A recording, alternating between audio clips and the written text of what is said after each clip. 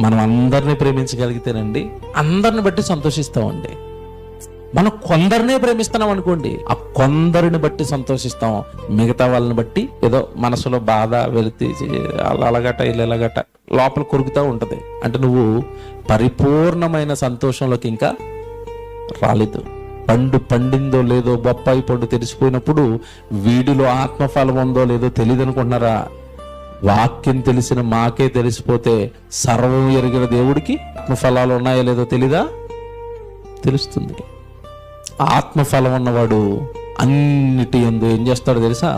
సంతోషిస్తాడు. కొన్నిటిలోనే నువ్వు సంతోషిస్తున్నావంటే నీలో ఏం లేదంటే ఆత్మఫలం లేదు. క్రీస్తు అందరినీ సంతోష పెట్టాలనుకున్నాడా?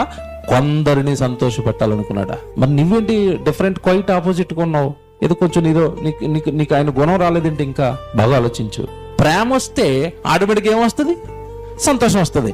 ప్రేమ సంతోషం రెండు ఉన్నాయనుకోండి, తరుడిది నువ్వు వద్దనుకున్నా వచ్చి కూర్చుంటది. ఏంటది? సమాధానం. ఆత్మఫలాలు మీలో ఉన్నాయో లేదో మీరు పరీక్షించుకోండి.